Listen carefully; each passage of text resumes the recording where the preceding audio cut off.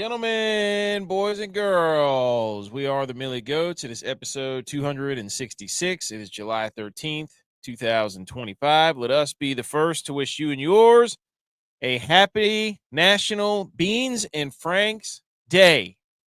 Beans and Franks. Didn't really eat a lot of those whenever I was growing up. But what I did like to do is put hot dogs in my mac and cheese, though. Now, that was absolute fire. Those who disagree, go yell at a wall. Nobody cares. For those of you who don't know, we are the Millie Goats Podcast. If you're just now new listening to the show, we talk sports, we talk trash, we talk everything. We appreciate everybody for tuning in. We record in front of a live studio audience. Look what the cat drug in. It is Butch P, fresh off, ripping golf balls all over the course, I presume. Yes. Okay. It's Beans and Franks Day, dude. Yeah. Did you eat beans and Franks whenever you were growing up? I was just saying I did not. I preferred mac and cheese and Franks. Hot dogs and your mac and cheese, dude. No, I was a beans and Frank kid. I don't have anything against it. I just didn't eat that much of it. No, my grandpa used to take the little cans to work, so I'd always have to sneak one out, eat it real quick. Dude, did you like them? Oh, I loved them. Yeah. Hey, dude, hey, those hot dogs are the best, even though they're terrible for you. It doesn't matter what you put hot dogs with, unless you're gonna eat them like Joey Chestnut. Then I'm all yeah, that's exactly what I was about to say. You got to eat 70 of them to win a hot dog. We got a lot of new people listening here, tuning into the show. I mean, I've been looking at the podcast numbers. We saw the rankings and everything last week, so thank you to everybody. We know my family's listening. We had a big family reunion. Shout out coming to my mom's birthday party. Shout out my cousins and everybody who was asking me about the show, subscribing to the show. And if you're listening for the first time, we record in front of a virtual studio audience, a live show where we got B. McCormick in here, as always, and then you'll hear us shout out some other people.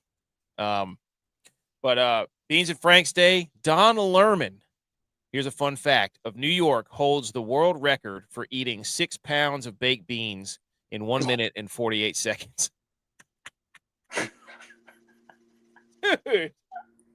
Dude, so what was he like the ending of Dennis the Menace? Dude. Remember when that kid was just kept feeding them? You remember Matilda when that kid had to eat the chocolate cake? Oh, God. Sat there and made him eat the whole chocolate cake. How about the guy who was the Oilers fan who ate 2 pounds of baked beans to try to get the Oilers through the Stanley Cup? This guy, he's got his work cut out for him. You're talking about 1 minute and 48. Joey Chestnut. Speaking of Joey Chestnut and hot dogs, dude. Collaboration. Don Lerman, Joey Chestnut. Chestnut's eating hot dogs. This guy's eating beans. Beans and Franks Day. Dude. I mean, who do we pay to get that to happen, dude? Who do we pay? Them two. Come on. So shout out everybody who's tuning in. Also, 6 weeks till football, dude. What? 6 weeks. 6 weeks. 40. I think it's 40 days. It's either 39 or 40 days. I can't remember.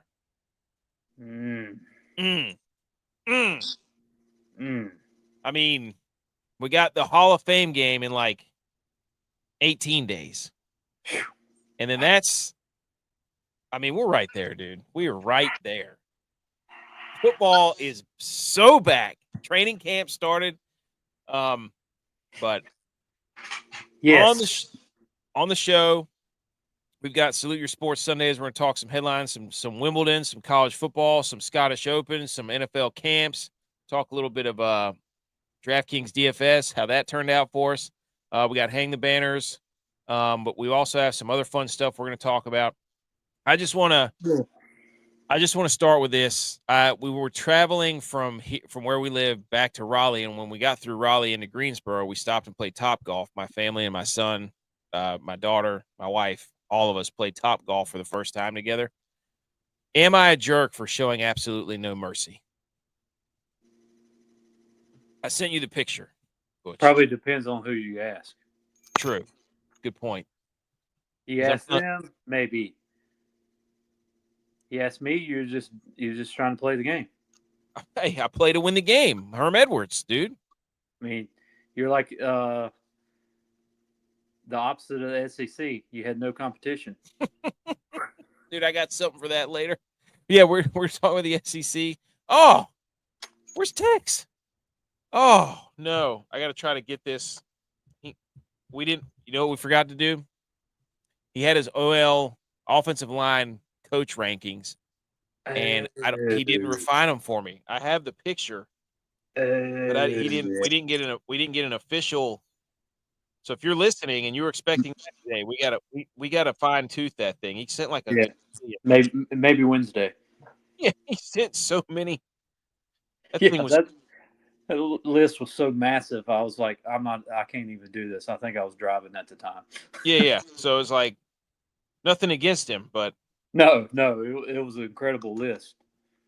But we gotta have him refine that to his top 10. So if you're listening, and that'll be like I said, we'll do that at a later date. But I just had it. I just saw it in my notes. Like every coach in the nation on that thing. Yeah, it was every offensive line coach. So that's how deep we go here. But yeah, so Top Golf, everybody by name now. He probably does. Top Golf, I absolutely torched it was fun though. It was a good time. We had a good time. My son loves it. He wants to go back. And then we went to the Museum of Natural History, and I saw one of the funniest things I've ever seen. We were going up. That thing's like 6 levels in Raleigh, and we went to the very top, and it was the arthropod zoo. Oh, nice. Okay, so like insects, Yeah. Guess who sponsors it? I don't know. Terminix.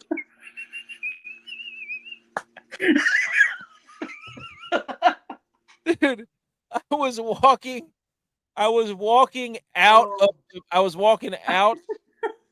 of the top level where all the insects and stuff was, and I saw on the wall it said brought to you by Terminix, and I'm like, are they playing us right now? Did they really just sponsor a dead insects wing of the natural Museum of History? If anybody knows about killing insects. Yeah. I mean, that's funny as hell, dude. I don't care who you are. I saw that and I lost it, dude. I couldn't help it. I was like, I went back up the escalator because I saw it and I was like, I got to say that for the show. And I was like, I got to go get that picture, honey. I'm sorry. I got to go take this picture of this dead insects sponsored by a company that kills insects for a living. I couldn't believe it, dude. Hey, they're giving back. Yeah, I mean, what a way to pay homage, dude. Pour some out. TJ said that's where they must pull all the insects they catch. Dude, you're not kidding. I mean, I just couldn't believe it. Some of those things in there they make your skin crawl, by the way. It's terrible. Terrible. But anyways, okay. So we talked about what we're about to get into. We have national news that we have to address, Butch P. This is the world's in a crazy place right now. So we have to give our take on the geopolitical climate of the world. Okay? And if you know us, you know we're going to be super serious when we do this. This is how we get rid of the debt. Between Saving Private Ryan, $70 million, Interstellar, $165 million, and The Martian, $108 million, America has spent nearly $350 million trying to rescue Matt Damon. We gotta stop this frivolous spending. I couldn't wait for the show. I was like, that's so stupid, but it's so great. We have to stop. We gotta stop trying to save Matt Damon. Matt Damon.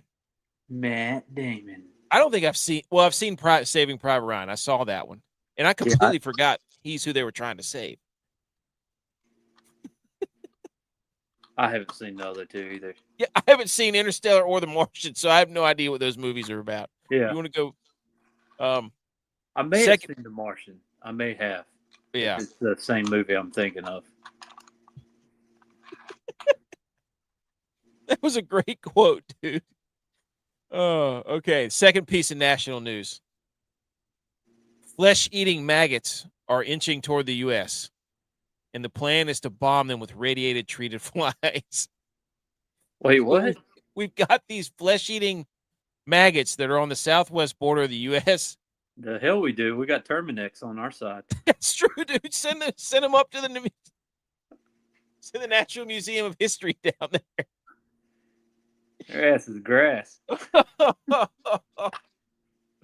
Hundreds of millions of flies are dropping from planes, but experts say the swarm could be the livestock industry's best defense against flesh-eating maggots. That's disgusting. Is that what they look like? It looks like a bugle. Oh gosh. What? Dude, it does. It looks like a bugle. It looks terrible. Yeah. Anyways, that's your national news, ladies and gentlemen. Brought to you by us. Oh, okay. That Matt Damon. Where are they inching from? I don't. What does it say? They're. Hold on. Hundreds of millions of flies are dropping from planes in the sky. Might sound like a horrible nightmare, but experts say such a swarm could be the livestock industry's best defense against a flesh-eating threat poised to invade the southwestern border of the United States. The flesh-eating maggots are inching toward the U.S. Can we not nip it in the bud now? If they're inching, can we not just step on them? Yeah. Can we send Matt Damon down there and then try to rescue him? And oh man, that'd be perfect. If they're it is southwestern United States. So. Ooh, fly them down there, southwest. That's it. I bet you Tex would know what these things are. TJ said they're dropping flies from planes. Is that not counterintuitive? They literally fly. I was going to say, what kind of help does a fly need to fly? I mean, what kind of flies are we sending down there? I mean, yeah, that's TJ. Good point. Where are they coming from? They're water at our southwest border. No, I mean yeah. If they're inching and this is our best defense, is we come up with a bunch of flies. We're idiots. Just I don't know. Go down there and do. What is a maggot like? A maggot likes old trash or something. Tex, what type of maggot is just it? Send them the Bears offensive game tape, and they'll be like, "Oh my gosh." I don't know. You don't know what these. I feel like. Wait a minute. Are they so? Most maggots are flesh-eating maggots, but they only eat like rotten meat. Like this, they used to do for bad injuries to keep the infections off. They put maggots. Oh yes, put maggots on there to eat away the rotting meat. Slough. So this is what it's called. This necrotic. So I'm not sure. Are they saying it eats live tissue? I don't know. Let's send it. You know what we do? Make them play in the SEC. They ain't played nobody, Paul. Yeah, that's what I say. Hey, let's see how they do against this SEC football schedule, pal. Oh, how about that? Hey, stick them in a microwave. They're inching. That's our best defense with flies. That's it. Tex, did you see this? Between Saving Private Ryan, Interstellar, and The Martian, America has spent nearly $350 million trying to rescue Matt Damon. They need to just send Will Smith. He saves the world every movie he's in. You know what I want this Rothmus guy, to calculate how much money we spent trying to catch Leonardo DiCaprio. That's a great. You can't. Catch Me If You Can. Wolf of Wall Street. What's another movie? What's the one where he was all alone in like the in the where he was in the mountains? The Covenant. It's the something where he finally. Is that the one he won the Oscar for? Yes. Yeah. Revenant. There you go. Yeah. Revenant. Yes. Revenant. TJ said make him play an SEC schedule. Dude, you ever want to one up somebody? Just anybody's trying to beat you, just tell them to play an SEC schedule. Argument over. Oh, Tex, by the way, guess who sponsors the Arthropod Zoo in Raleigh? Check it out, dude. I caught this picture. It's interesting. Terminex. Oh, I can't. That's just hilarious, dude. That's just incredible marketing. Okay. Oh, that was a good laugh to start the show. That's what we're all about. That's news right there. All right, everybody, shh. We're gonna salute some sports if I can find it. I keep changing the format on this stuff. Everybody, shh.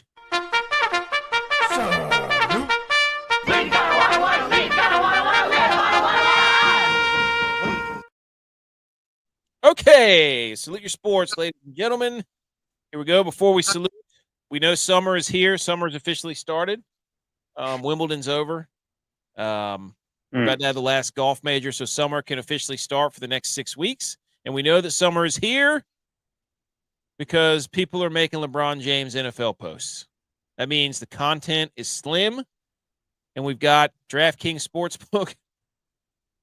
They went out and they asked Devontae Adams, said there's no question LeBron James would have been an all-time great wide receiver tight end. We ran the numbers on his hypothetical career, and LeBron James would have had 1,321 receptions, 16,400 yards, 167 touchdowns, 14 Pro Bowls, 8 All-Pros, 1 NFL MVP, 2 Super Bowls, Super Bowl MVP. 2011. Oh, no. This is false because they said he would have played for the Browns from 2006, 2009, Cowboys 2010 to 2016, and the Chiefs from 2017 to 2024. They're saying he would have won a Super Bowl with the Cowboys and been the MVP. No. Ain't happening, pal. That's the whole reason this is discredited. They covered all their bases, though. You can lie to us, but don't lie to yourself. They said he won a hypothetical. That's the first Super Bowl the Cowboys have won in 30 years. So take it. But I love how they hit all the spots. They roped in the Cowboys and the Chiefs fans because that's what he said he would have played for. So stupid. That's how we know summer's here. Also, the Home Run Derby set, ladies and gentlemen. It's one of my favorite events. They've ruined it, but hopefully they bring it back. That's how you know summer's here. We got the Home Run Derby, Cal Raleigh, James Wood, Junior Caminero, Byron Buxton, Brent Rooker, Jazz Chisholm, O'Neal Cruz, and Ronald Acuna got replaced by somebody. I think it was their first baseman for Atlanta because that's where the Home Run Derby is, isn't it? And where the All-Star game is. I think it's in ATL. I haven't been paying attention. Anyways, that's how you know summer's here. Yeah. Cal Raleigh's the favorite for obvious reasons because he's absolutely ripping the cover off the baseball. He's got 38 home runs now. Freak show. And this is the chain. So this is the Home Run Derby chain they play for now. Oh, nice. Interesting. Look, you don't like it? They want to make it big again. They need to bring back Chris Berman and show every single home run how far it goes, just like they used to. No more of this like pitch home run. Oh, look at the home run, just like a counter up there. You're wanting to go through like the whole theatrics of the deal. Every ball needs to be shown, just like Mark McGwire. That home run derby, like it's seared into my brain. Yeah, it's just the Josh Hamilton one too. Yeah, where they're just like, oh my God, look at this ball, 478 feet. That's insane. I don't want to sit there and watch them, like the camera on them swing. I want to see it. Yeah, at least once you get to the semis. Like I understand you can't have like it be a 4-hour event on TV, but once you get to the semis, like make it a big deal. Make it a spectacle. Why can't it be 4 hours? Football doesn't. I don't. You have nothing else on to watch. They should make it last 3 days. I guess you're right. They should make it last 3 days. Why else? Why would you want to speed it up? It could be like a tennis tournament. Yeah, turn that thing into Woodstock, wood bat stock. So I don't. They should have a college home run derby followed by the pro home run. I mean, this is a whole time slot that you get to have. Nobody else is competing with you for this. This is free space. Take up all the time you need. People are craving for competition at this point.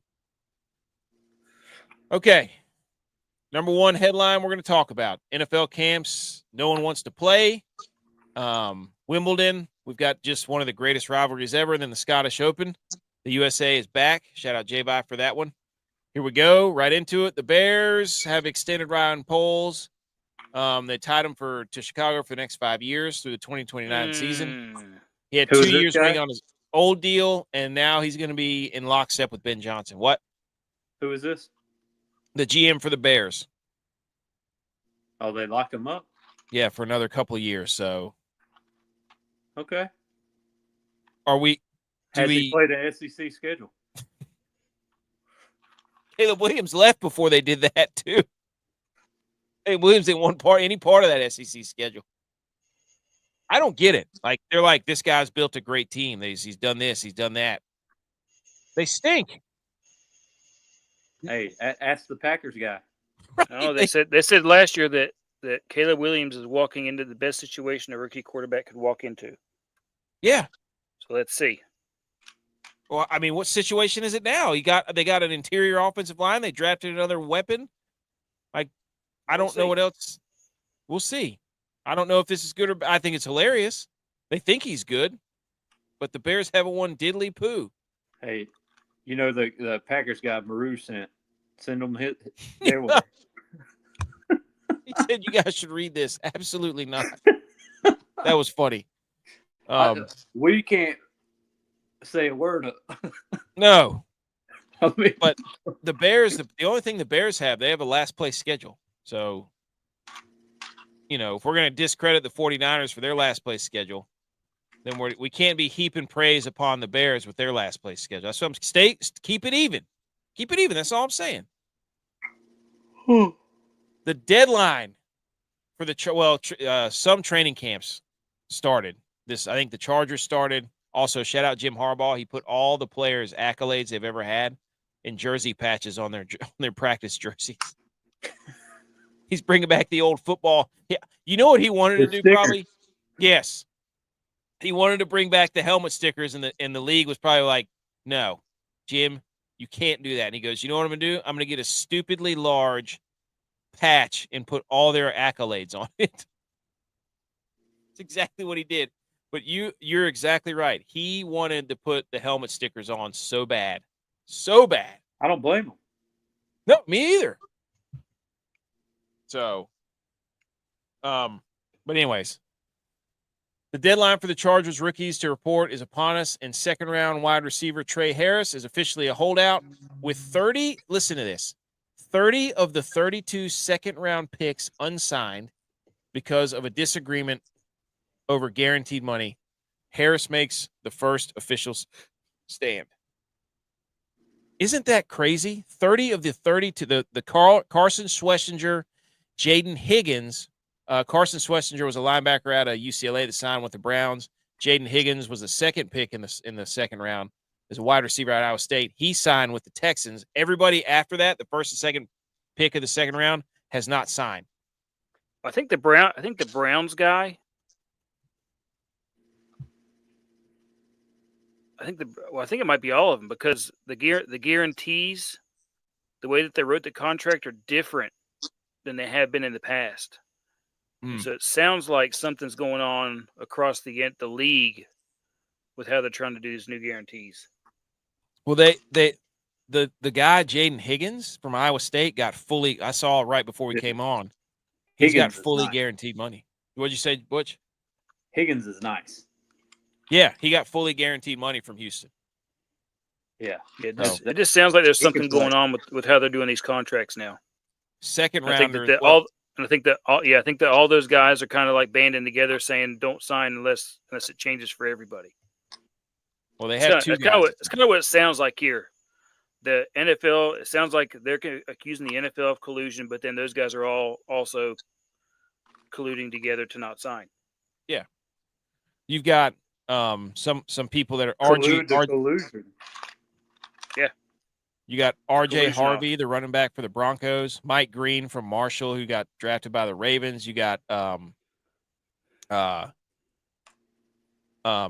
Tyler Schaff, whatever his name is for the Saints. You got Luther Burden for the Bears, Travion Henderson for the Patriots. Like and Quinshawn Judkins. You guys see what happened to him? But I don't know. I just think this is weird. I think that's all football is now. Nobody just plays. Nobody plays. Just everybody just sits out, never practices, never plays. NIL this, Practice. like, and then they all sit around and do nothing for weeks. They get a little deconditioned, and then they pull a hammy as soon as they come back or strain their calf, and then they're like, "We gotta not play anymore because we just shut up."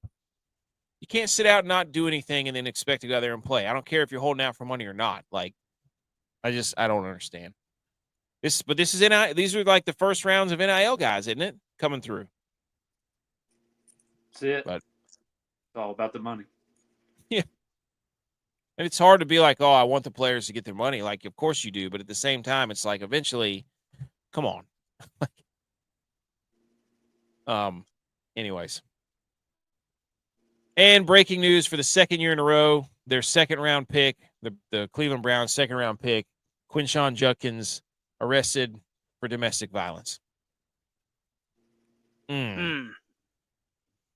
Not great if you're a Browns fan. Did he sign his contract for guaranteed money? He hasn't signed. Mistake. Also mistake to be an idiot like he is. Hey, don't do that, guy. Don't be a moron. So I think it was in Fort Lauderdale, wherever that is. But anyways, NFL training camps, I think more start this coming week. So we'll see what else happens. We'll see how many people get hurt. But anywho. Okay, on to tennis. Anything else on NFL training camp, boys? No? Okay. On to Wimbledon. Did you know Wimbledon's old tennis balls help save wildlife? These little yellow spheres are now cozy homes for some of Britain's tiniest creatures. Some little mouse that they recycle these balls for, and these little mice live inside of them. What? How about that, huh? That's ridiculous. They make a nice little home for these mice, dude. Well, come on. Mice would live in anything that you sit out there. But now they have tennis balls. Okay. I mean, is it an upgrade from what they had before? That I don't know, but if they prefer to live in this, then it must be insulated. I think it's warm. I think because it's rubber and furry that it might be a little more warm than what they're used to. How many bathrooms they have? Here's the issue with these things. Good point.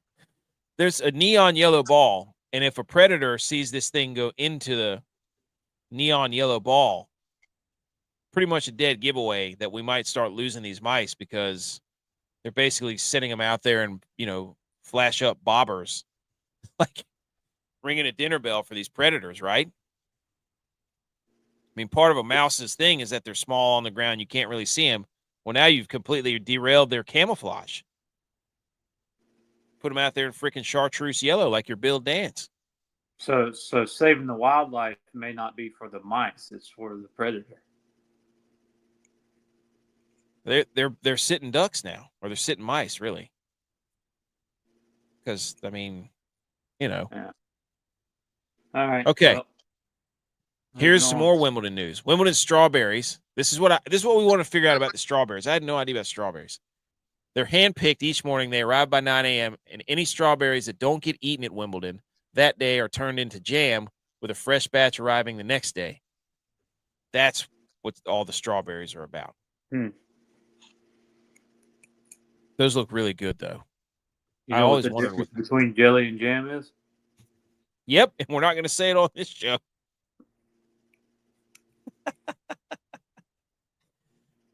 Okay, record viewers for Wimbledon. It's the highest in 6 years for the quarterfinals, so I didn't even get to see what the semifinals are, but it's up 25%. So there you go. Good for Wimbledon. The cheapest ticket on the secondary market to watch Sinner versus Alcaraz was selling for $20,000 or more. Whoa. $20,000 or more to get on the grounds at Wimbledon to watch these two play against each other today. So who That's was crazy. in the crowd? Do what? Celebs? I guess. Like Seal was there. I saw Seal. Okay, celeb. Yeah, especially after that Mountain Dew commercial. Remember when he was Haps like so that's crazy, dude. $20,000. Shout out Yannick Sinner. He makes Italian history. He's the first Italian to win a Wimbledon singles title. Oh, wow. How about that? He had a crazy run, too. He got suspended for performance-enhancing drugs, like, I can't remember how many years ago. But, yeah. So can we trust that this is real? We're going to find out. The second, he's got, this is his second major in 2025. He won the Australian Open and he won Wimbledon. Sinner did. And then these two are going to absolutely go at it. So the question we have to ask is, Carlos Alcaraz, is it over? Is he done? He had a 20-match winning streak going into this Wimbledon, and now it's over. So is he washed? Butch, what do you think? We got to wait and see. Next match. Good point. I think it's the U.S. Open. Ooh. Yeah. Yeah, there you go. Yeah, there you go. So in 2024, Sinner won the Australian. Alcaraz won Wimbledon and Roland Garros, and then Sinner won the U.S. Open in 2024. So they split the Opens or the majors there. This year, could they split them again because Sinner has the Australian and Wimbledon, Alcaraz has Roland Garros. It all comes down to the U.S. Open. So this guy also, he wears a hat. So if you wear a hat playing tennis, is that going to be a new thing? So. No, that's not a new thing. Andy Roddick used to do it. What, wearing a hat? Yeah. Well, Iga Swiatek also wore a hat. So I'm just saying in Wimbledon, the people who wore hats won. So if you're going to try to win Wimbledon, you have to wear a hat, it seems.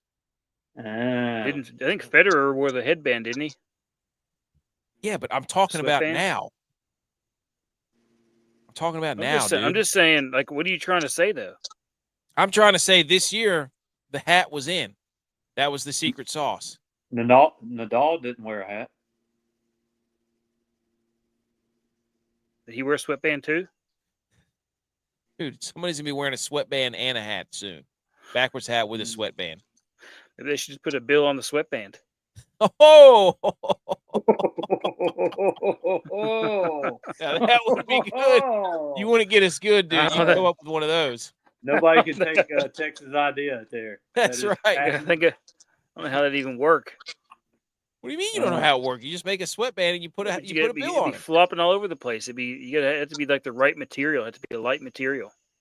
Yeah, you're right. You know, they make those little visors with the bungee cords on the back that kind of crinkle up like the pig's tail. They can make a sweatband.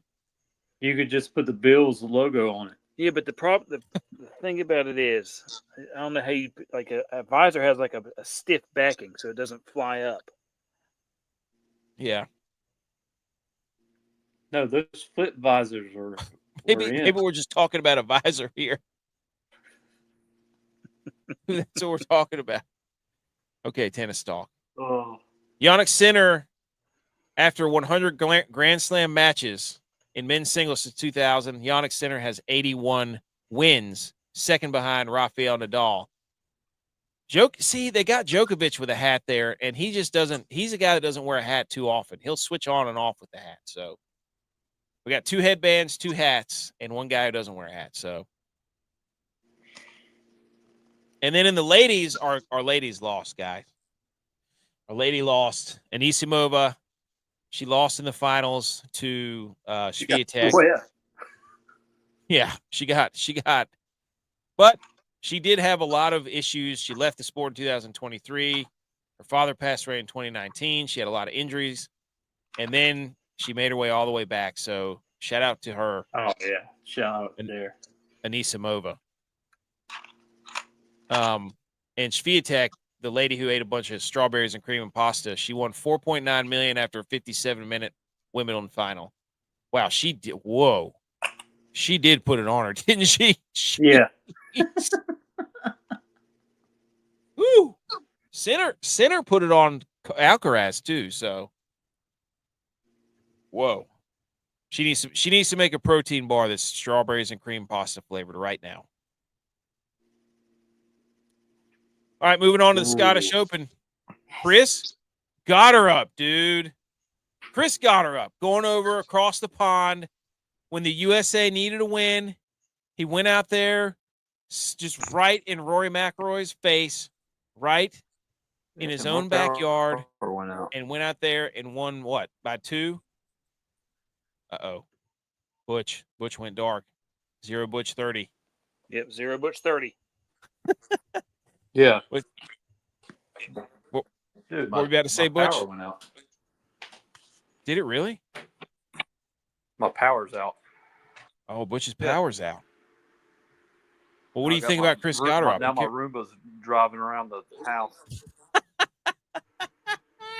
Oh. Dude, that Damon's coming for you. Chris Gotterup wins. I think he won by 2. So they tried to hose him.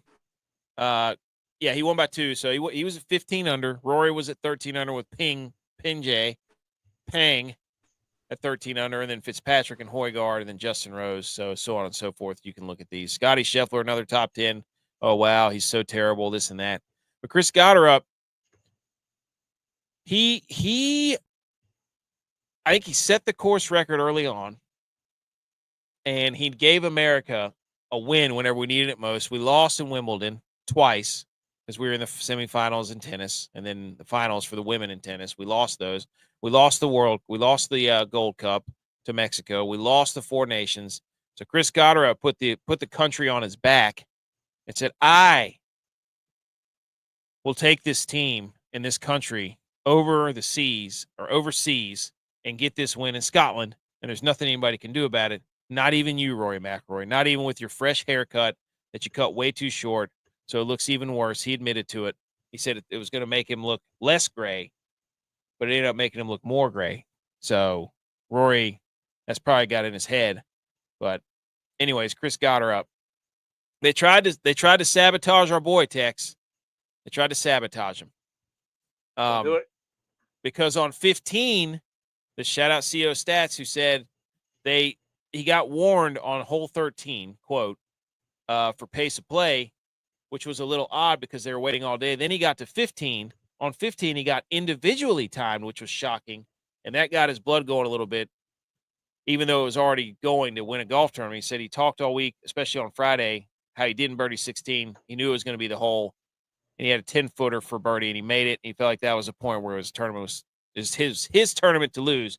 But the big question is why did they only single him out on the 15th hole and not Rory and not anybody else? They were trying to sabotage our boy, and that's pretty much well documented. And we aren't going to stand for it. So you can fool us, PGA, and say you weren't trying to rig this for Rory McIlroy, but we know better than that. You know what I'm saying? So don't do that to our guy. Now, here's the real debate for Chris Gotterup. I was scrolling through Twitter. I typed in Chris Gotterup's name. Look at this text. And I'm thinking, okay, let's just see what everybody has to say about Chris Gotterup. Now, Oklahoma Golf says Chris Gotterup, Oklahoma Sooner, champion of the Genesis Open. And then Rutgers Men Golf says Scottish Open champion, New Jersey native, and Rutgers own Chris Gotterup. We got ourselves a good old-fashioned college off here for Chris Gotterup. What does Wikipedia say? I don't know, dude. I don't know. But this is a classic SEC tactic. I think my first thought was Gotterup wins, and that's because this course, the Renaissance is how they pronounce it. The Renaissance Club ain't played nobody, Paul. right? Shout out TJ. Sounds like you played a lot of people if you played in both the SEC and the Big Ten. Yeah. So, I mean, we took our SEC, it was football or golf. We took our SEC and Big Ten guy. He played for both, sent him overseas, and we found out real quick that Scotland ain't played nobody, Paul. They ain't played nobody. No, they haven't played anybody. Nobody. So, just put that away. Chris Gotterup putting the Big Ten and the SEC on his patch. Get him a Jim Harbaugh jersey. Going over to Scotland and saying, look, we play SEC and Big Ten football around here. We're not scared. We're not scared of these links. Also, shout out Chris Gotterup, his last 10 starts, dude. Going back to April, he was 18th, then 12th, then 15th, and 13th, and 28th, and he cut, and then 23rd, 26th, 21st, and then win. This guy's been playing some good. He finished 23rd at Oakmont at the U.S. Open. He's been playing some good golf. I mean, everything's been top 30 or better for him in the last 2 months. He has been absolutely cooking, dude. So now he gets exemption into the Open Championship next week. Okay? Him, Nikolai Højgaard, Matty Schmid, they all qualify for the Open Championship being the qualifying series. Schmid. Yes, dude. That's right. The final 3 spots of the final major championship of the season. So the people who finished the highest, the top 3 finishers of people who weren't already qualified, got to go to the Open Championship last tournament of the year. Right, Tex? Yep. Last tournament of the year. And here's your football time. Here's your ridiculous Scotty stat of the tournament. With a top 8 finish at the Genesis Open. World number 1 Scotty Scheffler has now finished inside the top 25 in all 15 starts this season. Including 10 consecutive top 10 finishes. That is so stupid, dude. So stupid. How can he be that good? Also, shout out to the Scottish Open for the premier group they put in there. It was Scotty Scheffler, Adam Scott, and then Bob McIntyre, an actual Scottish guy. So they had Scotty, Scott, actual Scottish guy. That was one of their premier pairings. Scotty, first strokes gained tee to green, 118 strokes gained putting. He was yelling at the hole at certain points, but he didn't shoot around over the 70, dude. He didn't shoot around over 70 and couldn't putt at all tournament. Absolutely outrageous stuff by Scotty Scheffler. Stupid. So congrats to Gotterup, USA all the way. Congrats on getting into the Open. Giving us some drama coming down. You could tell those Scottish fans did not want to cheer for him at all. They wanted nothing to do with him. And Jake Knapp, our golden boy, Jake Knapp, dude. His sweetest swing, great 70s mustache, super cool mullet, ripped out of his mind, completely fell apart and cost me a lot of money today. But that's okay. That's okay. Same with B. McCormick. All right. Here's where people were going toward. Review on Golf Tips Checker is Fitzpatrick, Fox, McIntyre, Burns, Hovland, Scott, Grieserman. Fitzpatrick finished 3rd or 4th, I think. So nobody had the Gotterup ticket, though. Dude. And then for your DraftKings lineup, here we go, buddy. I gave you Christian Bezadenhout. He was electric. He finished tied for 13, 7 under. Tex, Hao Tong Lee, answer yourself, dude. Answer for yourself. What happened there? He forgot that this was a golf tournament and was practicing. Okay. He was practicing. He was bad. He was very bad. Yep. He was the only one that did not make the cut out of our group here. Langeskew from G.U.Y.S. He was tied 55th even. He made the cut. Tom Kim tied for 17th. He was 6 under. Forrest. I'm going to go on record here. We shouldn't count Tom Kim because, once again, Dylon went over the limit. Way over the limit. So his is also a miss. Hard cap, Just- 7,100. That's yeah, it. just on principle. Mhm. Miss. Hard cap. Butch gave you a Garrett Forrest. I think it's Garrett Forrest. He was tied for 22nd, 5 under. He was probably not hardly owned at all in your lineups. And then Edge with his Clemson guy, 6,900. Jacob Bridgman tied for 75th, 6 over. But he did make the cut. So I had a good weekend, dude. I got loaded back up with cash for the Open, and this is where I love going all in for the Open. I love going all in. I love links. I love the majors in golf and playing DFS in golf. I love it. It's going to set us up for football season. I can feel it. Mm-hmm. It's win a couple thousand right here. Okay. I think that's all the golf stuff. I'm pretty sure.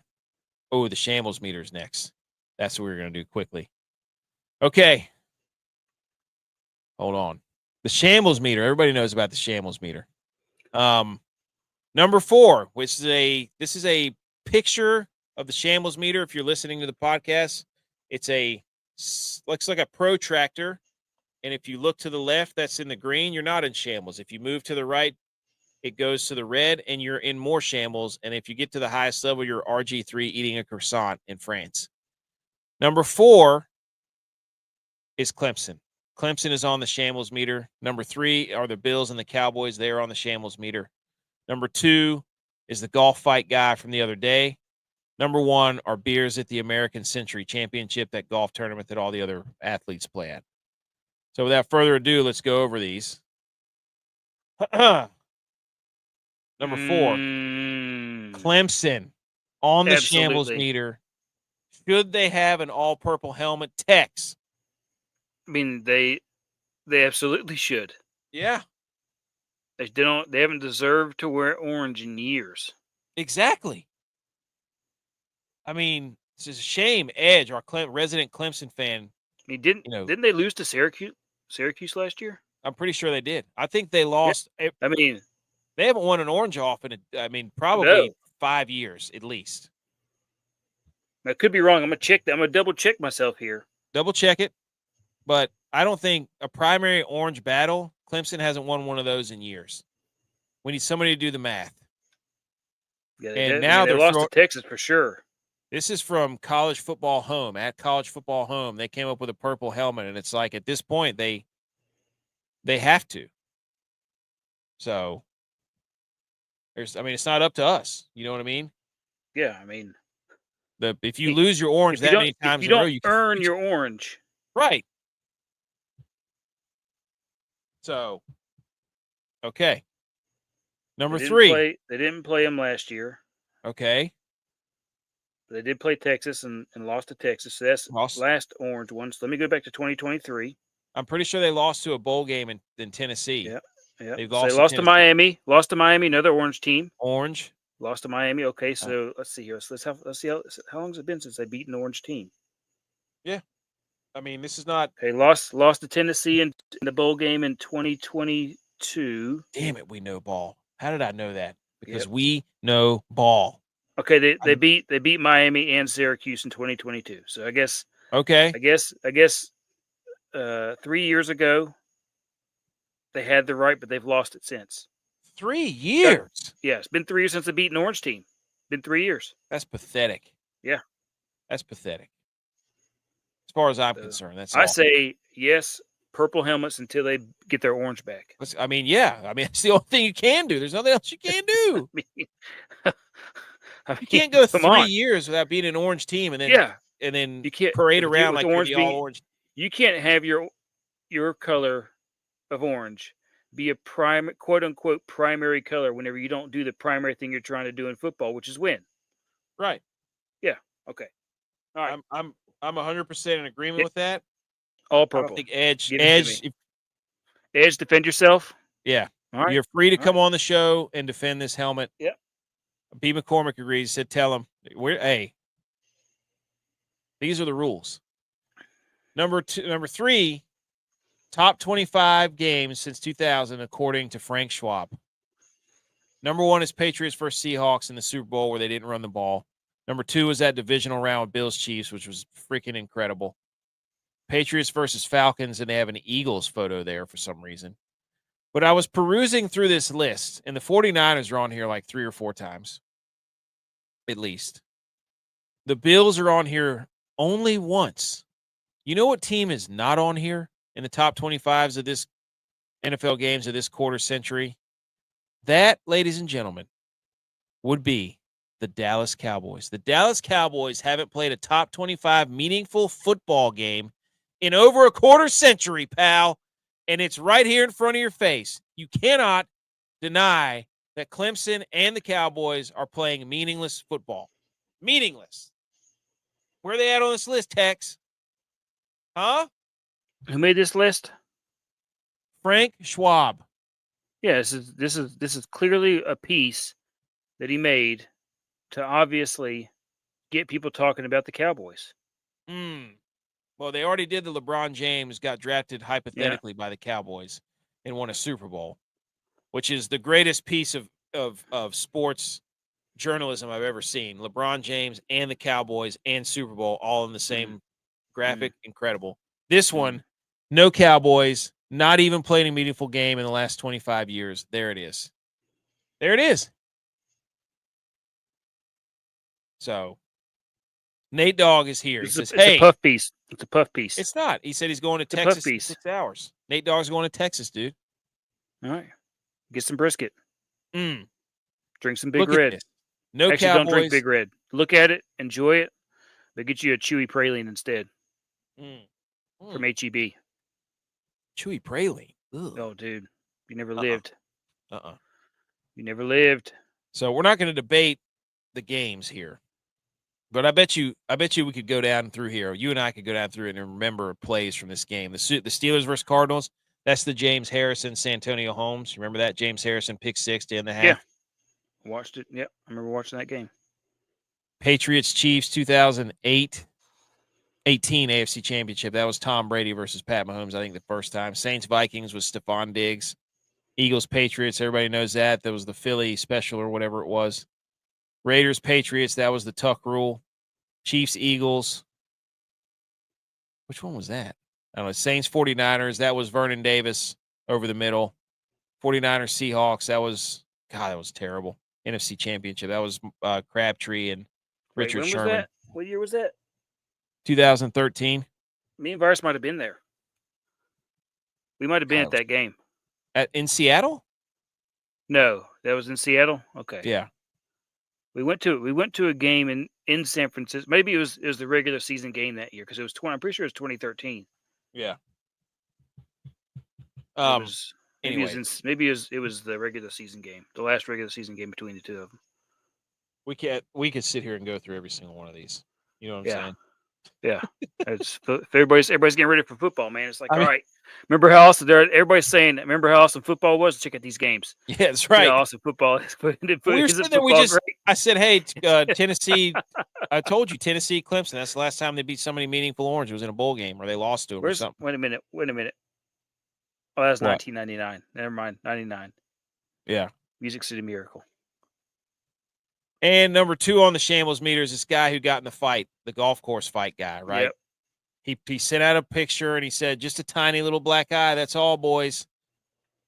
Trying to be a hardo. And then everybody knows he got thrown into the pond and then thrown, like a Frisbee across the golf course. It went viral. He and his friends had played 36 holes and they were absolutely bamboozled out of their minds. Couldn't put a golf ball on the tee. He came out. Look at his face right now. He said he issued an apology. He did a little video saying that he had too much and that he was sorry and this and that. Where do you land on this? Where do you land on this, Tex? Where do you land on golf guy who got thrown in the pond doing an apology tour? I think we've all been there. Yes. Yes, that's where I think I'm at. That's where I think I'm at with that. Where everybody, he probably doesn't even remember. He's probably seen the videos. He's probably like, haha. He's like, well, I should probably apologize for being stupid. So that was my question the other day. Like, everybody at his work has seen it. Wherever he works has seen this now. Like, there's nothing that he can do And the funny thing about this whole video, I forgot to mention the first time, was that they're all Canadian. So it Hey, is, pal. yeah. Hey, bud. Like the accents. They're all pounding and butt each other right into the Yes. earth. They're guying and they're terrencing and Philipping that whole thing. Yeah, It's exactly. incredible. Man, Jamar Chase is ridiculous sometimes. I'm watching an old football game. But anyways, do we stand in solidarity with this guy? Like, he could have just went and hid, I guess, and never. Yeah. But I don't know. whatever. I guess whatever. I guess whatever it. All right, move on. That's Move kind of on. I was like, okay. Okay, and number one on the Shambles meters was beers. Beers at the American Century Championship, because Baker Mayfield was like biting beers open with his teeth and just absolutely deleting them. Yep. This fan had a Browns jersey on. It was Baker Mayfield. So they're in Shambles meter. So, all right. I think that's all the Shambles meter we have. So let's get out of here. Let's do the let's do some football music, huh? Let's do the football drop. Football. Yay, yay. Okay, Tex. Here we go. Mm-hmm. It's the SEC preview. We're doing divisional rounds for the NFL on Wednesdays, and we had the idea. Mm-hmm. We started counting on our hands and our fingers, and we were like, Power 4, okay. Then we do Group of 5. Okay, that's 5 weeks of football coverage for college. Oh, wait. Then the next week is a preview show for football. Huh? Let's go. We got 6 weeks till college football. So the first conference we're going to talk about is the SEC. We have some hold on. We have some data here from Pro Football Focus on the odds to make the 2025 college football playoff. This is the conference everybody talks about. This is the one everybody's already giving passes to by pre-ranking everyone in the preseason polls, this and that, BS. Georgia right now has the highest percentage at 57 to make the college football playoff, followed by Texas, then Missouri, then Ole Miss, then Alabama. So that's your top 5 out of the SEC. Tex, what do you think about these rankings from Pro Football Focus? You're our SEC guy, dude. I mean, I can't believe that they have Texas A&M that low, but Florida. Okay. But I guess I got to go back through and look at their schedules. I don't know. Maybe that's why they got them so low. Oh, I actually have the schedules. Funny you should mention that. I have an app. Who's Florida got and where they got them at? That's the question. I like that. That's your initial reaction. That's your gut reaction. I like gut reactions. I think LSU's probably about right. South Carolina maybe South Carolina's a little low. I don't know. I got to look at their schedule. I think Missouri is right, because if I've looked at their schedule and I'm like, man, they really got a shot to do something here. Should we pull up their schedule? Just on their schedule. Who had the highest recruiting ranking in the SEC this past year or this past spring or whatever? Take a guess. Take a guess. Come on. Mississippi State. Nope. Texas by 24/7 Sports, I guess Rivals or whatever it is, had the highest ranking, then Georgia, then Alabama, then Florida, then Auburn, then Texas A&M, then LSU, then Tennessee. Texas had 5 5-stars, 14 4-stars, 25 total commits. Crazy.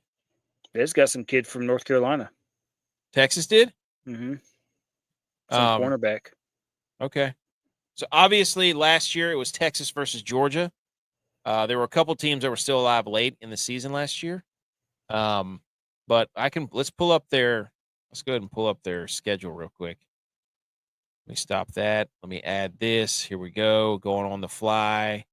Schedule. Here we go. Mm-hmm. It's beautiful. Look at this, dude. Look at this beauty. Okay. I got them all.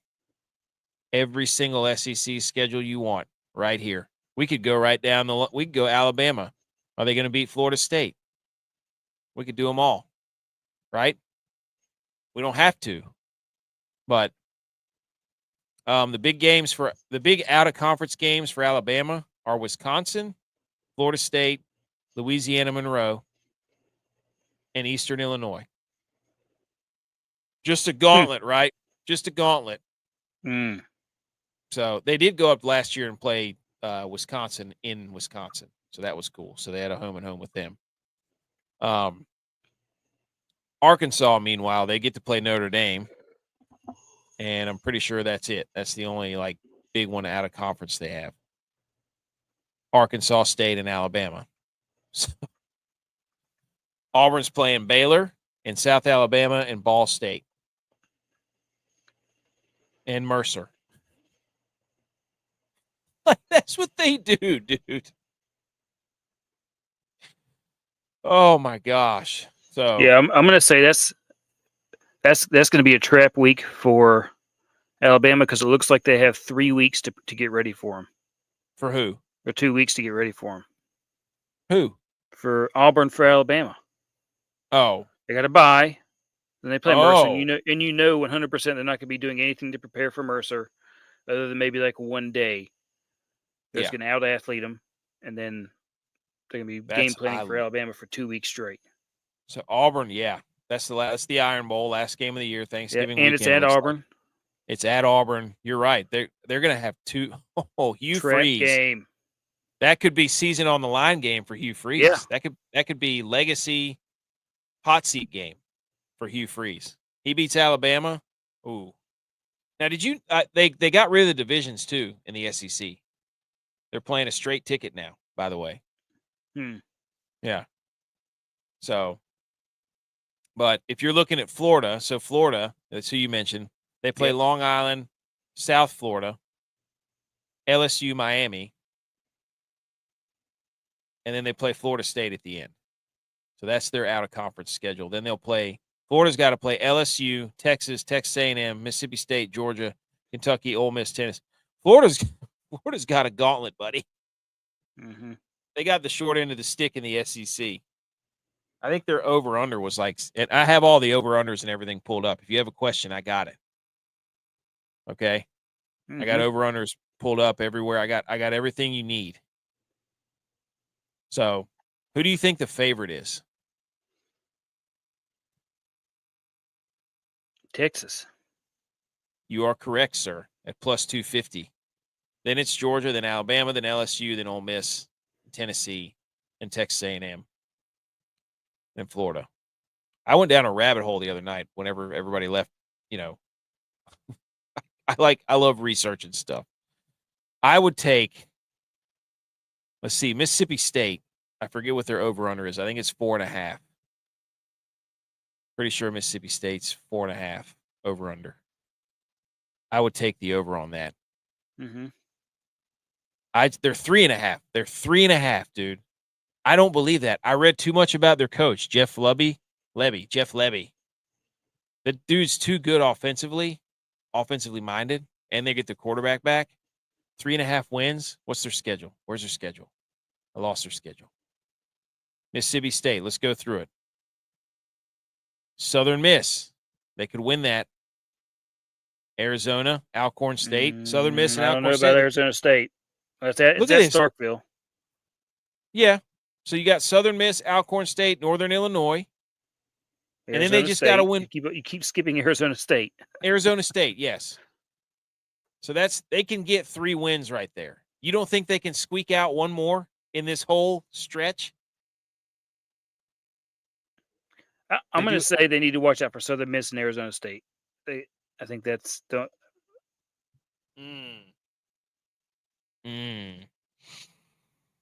3.5, dude. I'm telling you, this is a guy's second year. He's an offensive guru. He's been a top 5 offensive coordinator in offense over the last, I don't know how many years.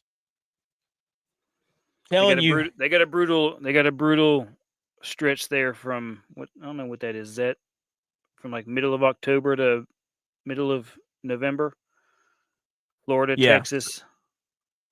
When they Georgia, start Missouri.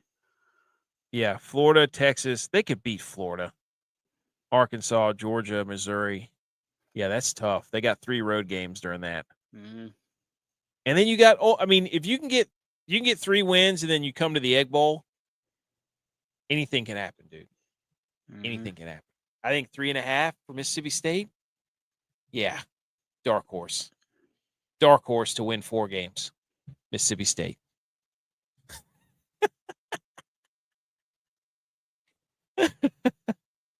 Any other schedules you want to look at? South Carolina's a hot take. Missouri's. I mean, whenever we go through Missouri, whenever we go through our picks, I'll go through Missouri's. Okay. Okay. The other thing I wanted they Sports Illustrated put out their projected records. You want to run through those real quick? Yeah. Talk some football. So they've got Texas at 10-2. Okay. Okay. Top overall defense. They have a massive front 7 apparently, and they get Arch Manning, but they have 4 new offensive linemen coming up front. That should worry people. That should be worrisome, Tex. You're a football guy. You know it all starts up front. Does 10-2 look right to you? Yeah, that feels right. That Okay. feels right. I would say 11-1, but they're saying they're built on defense. That's their thing. Yeah. So Arch Manning is going to get carried by defense. We'll see. Number 2, they had Georgia at 10-2 as well. They only have 7 returning starters. Well, hang on. Go back to the schedule. Let's just look at that part. Okay. 10, those two top 2, 10-2. Okay, back at the schedule. Go back to Texas. We'll go to Texas first. Texas has Ohio State, San Jose State, UTEP, Sam Houston, Florida, Oklahoma, Kentucky, Mississippi State, Vanderbilt, Georgia, Arkansas, Texas A&M. Who do they say they're going to lose to? Ohio State, probably. No. Revenge game. I bet you Ohio State and Georgia are the 2 they're saying they're going to lose to.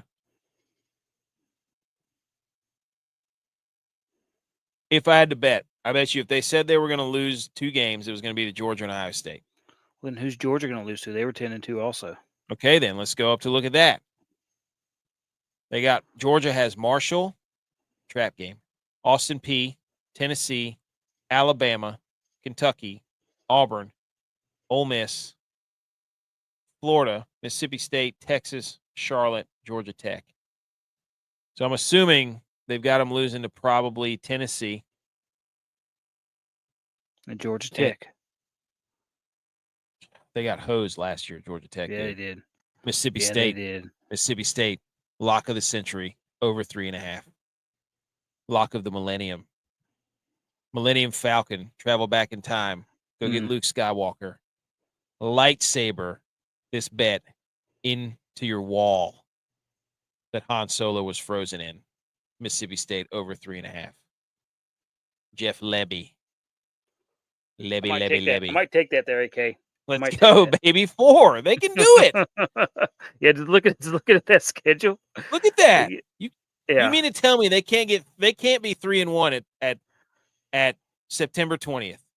You mean to tell me they could be 3-1 taking on Tennessee in Starkville, probably ranked 20th in the country? That's all you need is a little mo. I don't know why. The reason I was like, who the hell is Jeff Lebby? And I just went down this. Do you know why I got so the length of Jeff Lebby's contract? That's what got me going. I was like, who the hell is Jeff Lebby? And then I started reading his bio and everything. Mississippi law prohibits state employees from receiving contracts more than 4 years. So officially, any coach that gets hired by Mississippi or Mississippi State, they can't have a contract more than 4 years because they're a state employee. Isn't that crazy? That's crazy. Wild. So, okay. So there we go. We got that going. We just went through Georgia's and Texas and predicted their losses.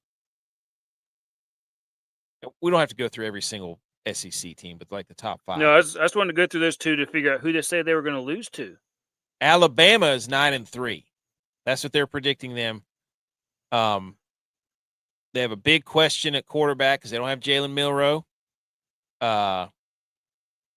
They do have a lot of, again, strong interior linemen, elite receivers, and a gifted defense that returns 7 starters. They do have. I don't worry about Kalen DeBoer because he's a pretty creative offensive mind. I think Jalen Milroe being gone might be a good thing for them, actually, because they don't have to make it all about Jalen Milroe. I think it'll actually be good for them. If they're returning that many stars on defense, they might be scary. But going back to Georgia, the Gunnar Stockton guy, the only thing I can remember Gunnar Stockton is when he got his freaking face caved in the SEC championship. Yeah. You remember that? Yeah. Oh my gosh, dude. He got like just his bell completely wrong. Unbelievable. But anyways, and then they've got Tennessee finishing 4th at 9-3. The Nico guy, get him out of here. They lost their best back, Dylan Sampson. The defense should be pretty good. So trouble on the offensive line for Tennessee. And then 5th, they got Ole Miss. Well, they got them at +6. Who? Mississippi State. What? Team to win 6+. No. Where does this one from Sports Illustrated's got them at over 3.5, or maybe that's just what they're. Yeah, I wouldn't take 6. Hell no. Absolutely not. That's +300. That's no. Don't do that. I got excited about 3.5. Texas A&M 8-4. Anybody else you want to predict the schedule for in the SEC? Texas A&M is going to have all offensive line starters coming back, and How one of many the games? best backfields. What's Vanderbilt at? Vanderbilt Yeah. with their Texas A&M got that guy from NC State, Concepcion. So their big question is that the quarterback they got, Marcel Reed. LSU at 7-8-4. Hot seat Brian Kelly. Oh yeah. If he goes 8-4, he's out. Done. Auburn 7-5. Hugh Freeze, hot seat. Consecutive losing seasons for them. They got the quarterback from Oklahoma. I don't really. That guy was not. He's not that good, anyways. No offense. Come on the show. And then the guy everybody loves, Lenora Sellers. Their defense is completely decimated. So we'll have to see what old Beamer's gotten in store. Oklahoma's picked to go 10th. Who cares? Vanderbilt, where are they at? What were you saying? There's Missouri, 7-5. Whole bunch of offensive stars gone. They have a lot of defensive returners, though, or starters returning. Florida looking terrible. Arkansas, old Sam Pittman somehow still there. Did you know, dude? You want to hear a funny stat? Mark Stoops for Kentucky is the longest tenured SEC coach. Yeah, but I don't know who. I think they're kind of stuck with him because where else do you go? Well, yeah, I agree. Because he does. I mean, I think every year, I feel like he overperforms every year. Mm-hmm. And then here's Vanderbilt. They got him at going 5-7. So they've got Diego Pavia. He's back. But they're not very good across the line of scrimmage. So,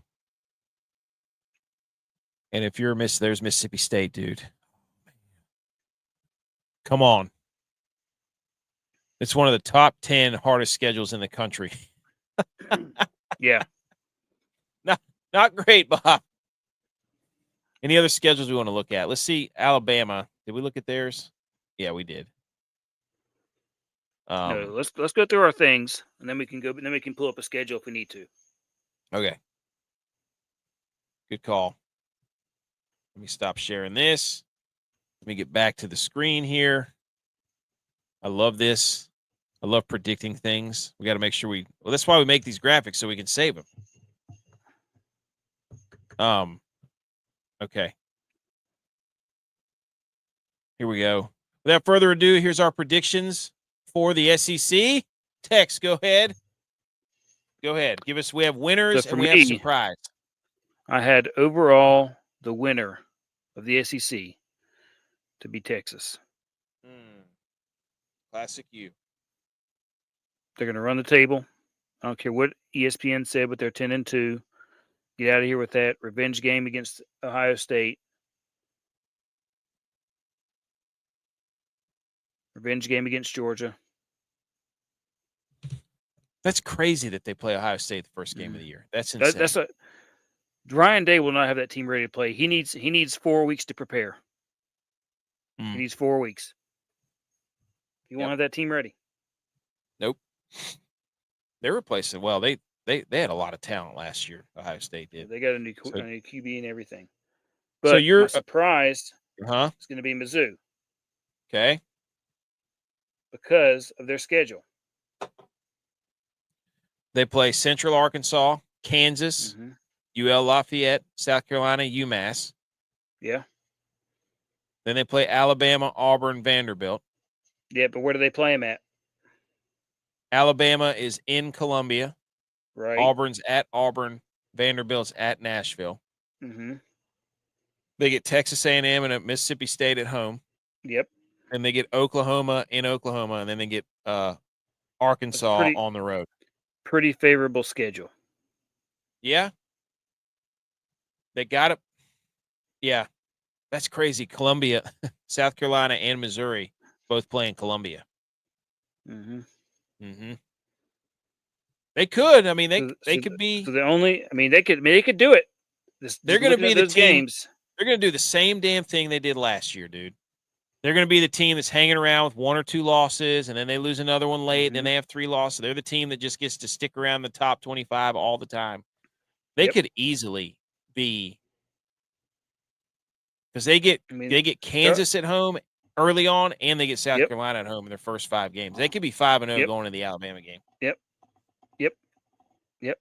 Huh. And depending on how Alabama is, they could beat Alabama at home. Yeah, I mean, we don't know how Alabama is. They lost Jalen. I mean, I'm not that big of a fan of Jalen Milroe, but wasn't a big fan. But okay, they got to go to down Auburn, go to Vanderbilt, Texas A&M. I don't know. See, could steal one. It's happened before. I think Texas A&M could win the damn thing, dude. Okay. That's who I'm going with. They get UTSA, then Utah State, probably a loss. Shout out Maru. They have Notre Dame. That's their big out-of-conference game. Then they get a bye. Then they play Auburn, Mississippi State, Florida, Arkansas, LSU. Then Missouri. Then South Carolina. Then Samford. Then Texas. So they avoided the Georgia, the Alabama. This thing's set up for them to win. And that last game against Texas, all the marbles. Yeah. That's going to be an awesome game. The first time they played each other in, 8 years? Yep. Texas A&M, last game of the year at Texas. Winner goes to the SEC championship. Calling it now. After Thanksgiving, it's going to be awesome. Oh. And then my surprise is Auburn. Just because. That doesn't make any sense because of what you just said. What do you mean? You just said they had to play Georgia and Alabama. You're like, Texas A&M doesn't have to play Georgia. They don't have to play the Alabama. So what you're saying doesn't make any this doesn't make any sense. You know, I think that the surprise is going to be them beating Alabama at the end of the year. Because that's what I'm saying. I'm not saying they're going to win the conference. I'm going to say they're going to outperform what people think of them. That's all I'm saying. They're going to surprise people. I'm not saying they're going to win it, dude. I'm just saying they're going to surprise people. Missouri's got a shot to be the other team in the SEC championship with their schedule. You're trying to tell me that I can't say that they're a surprise without saying that they have to win it. I'm not saying that they have to win the whole thing. You could say that at the end of the year they're going to surprise everybody and beat Alabama. But then that's okay. Then they surprise somebody. Yep. You could say that. But you can't be don't be surprised if they win a couple games. No, I'm saying don't be surprised if they do better than 7-5. That's what I'm saying. or if they beat Alabama at the end of the year. BMO's here. No, BMO's on Always. vacation, dude. Okay. Butch, his winner was Tennessee, and his surprise was Oklahoma. Dylon, we are on the same page. The winner is going to be Texas A&M, and his surprise was LSU. I can't remember why. He said something. I would have loved to have heard Butch's thoughts on why he thinks Tennessee is going to win it with the new QB. Why did hold on. What did that? He said he's picking Texas A&M. They had the most expensive NIL recruiting class of 2022. So this year those boys should start paying off. His surprise is LSU gets back to prominences and finishes in the top 10. Yeah, exactly. I just like Mike Elko. I think he's a really good coach, and I think they have a lot of talent, and they're returning some key. You know what? I bet you I could ask Copilot how many of those guys from the 2022 recruiting class are still with Texas A&M. So Texas A&M's offense should put up numbers. They have all 5 of their offensive linemen coming back. That's a big deal. That's a big deal.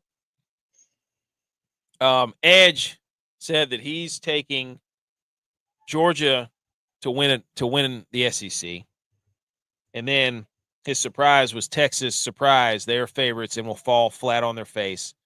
And then he said Florida if they can win 9 games. So I don't know what his surprise was.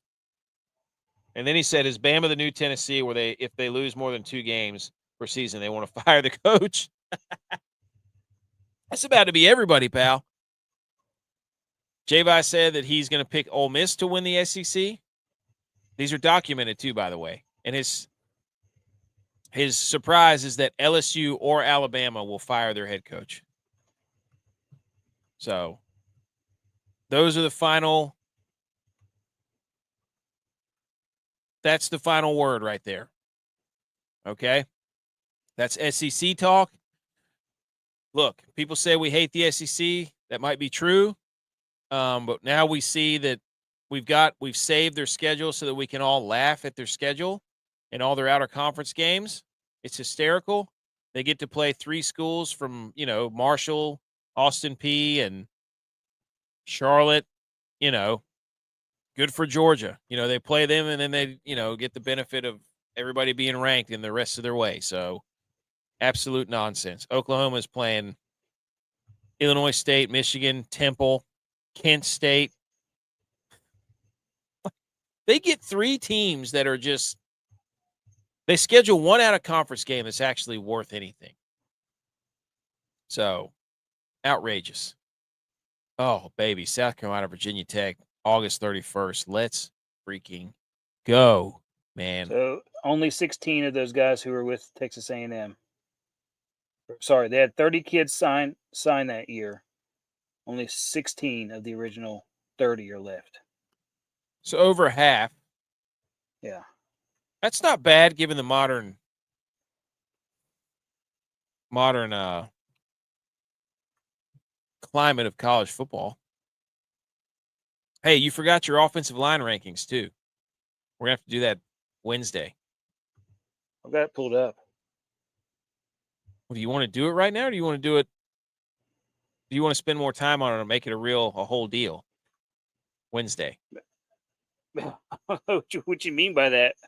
Well, we can make it. We don't have to do the entire 107. We need to make a top 10. We got to consolidate. I've got top 10. I've already got a top 7. Well, you haven't sent it to me where I can share it on the screen. That's why we need to save it, probably. Okay. All right. Does that make sense? Yep. Okay. Well, I guess it'll be a top 5 with 2 honorable mentions. Okay. Well, you send them to me. We'll make a graphic, and then we'll talk about it. Okay. That has been SEC talk. We did enough. We didn't really say anything too mean. How many teams do you think they get in the playoff? 4? SEC? Yep. I don't even know what the format is anymore. Minimum of 3. Probably. The two teams who were in it, and then the one team that got so it'll be like Texas, Georgia, Missouri. I mean, here's my problem. You're gonna have 1 or 2 teams that are probably 10-2 or something, or 11-1. And then you're going to have a whole bunch what they did last year, which is a bunch of 7-5, 8-4, 9-3. And you're going to be in the same damn predicament. Like, we can't keep having that where they, quote unquote, beat each other up, but they only play Louisiana Tech, Southeastern Louisiana, and Western Kentucky. And all we have to judge them off of is one out of conference game versus a Power 5 opponent. And then they get to sit there and claim, "Oh my God, we played the hardest schedule." Well, yeah, we don't know what your schedule is whenever all your teams are playing Ball State. I'm looking at the schedule: Mercer, South Alabama. Like, come on, infuriating. Anyways, all right, let's do some hang the banners, and then we will be ready to go. Everybody, shh.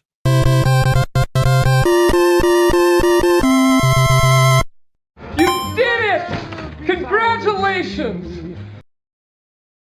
Okay, hang the banners. What do you think, dude? You want to go first? Oh. No, you go first. Okay. All right, my first hang the banner. I've got a few. Go for it. Is hang the banner for Callaway for making the Happy Gilmore 2 putter available for purchase. The Odyssey hockey stick putter is available for $500. Chrome Tour, just tap it in. It's all in the hips balls. $59 have dropped. They got a whole setup here for Happy Gilmore, and it is.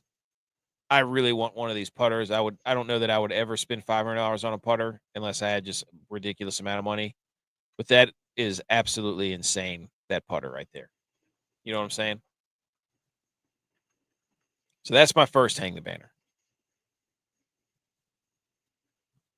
Do you have a hang the banner? Or you want me to keep going? I have more. My hang the banner is for the Mets first round draft pick. Okay. He's the same guy who, whenever he hit a triple, snorted the line off of third base line. You guys remember that? I think I did the hang the banner on him years ago. Whenever he did that a couple years back. Yep. So coming full circle, first round draft pick, snorted. That's the guy who snorted the line. Got in all kinds of trouble for it. Hang the banner. Where did he go? Yeah, he had to issue an apology. He was like the guy Yep. That doesn't reflect who I am and this and this. Like, buddy, you're with the boys. Some fun. Yeah, he's having some fun with the boys. You thought you were with the boys. You were with the boys. There's a lot more cameras now that are around when you're with the boys. So good for him not letting that hold him back. Okay.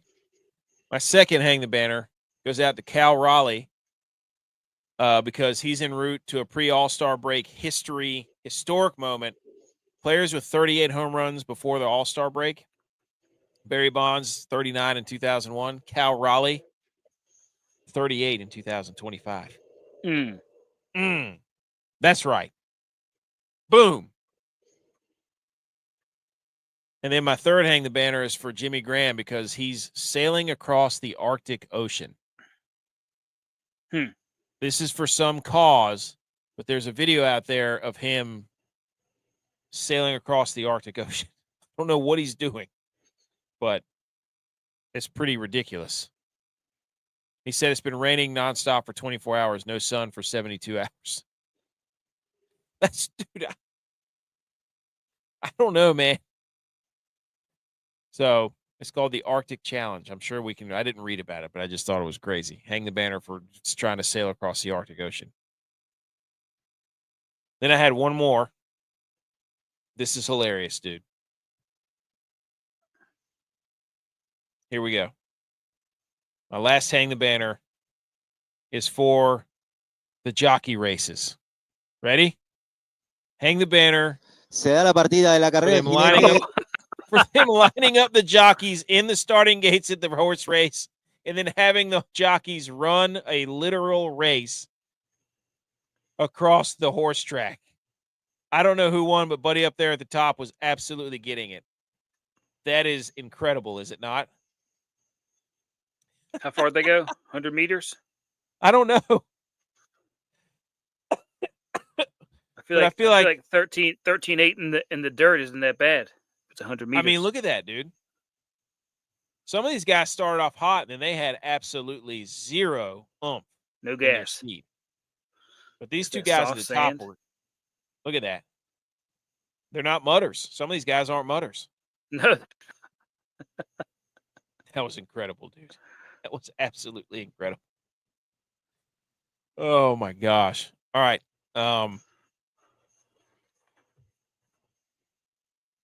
Here we go. That's it. I don't have anything else. Do you have anything else? nope. Okay. There's somebody who's doing the whole Pacific Ocean. The group of two guys doing the whole Pacific Ocean. Same thing as Jimmy Graham. There was also a guy who went from Oregon down to Hawaii. He just took a sailboat, Oregon to Hawaii. Okay. Ladies and gentlemen, that has been episode 266. Thanks for tagging along. If you're just tuning in late, we had a whole bunch of people tune in late here. Then you can go back and check out either the rerun of the live show or check out the podcast. And if you are listening to the podcast, subscribe and leave a review. That would be awesome. And rate the show. But until then, we will come back next time with an offensive line coach rankings. And then we will talk about one of the AFC divisions before we and the British Open, our last golf tournament of the year. So everybody have a nice beginning of the week.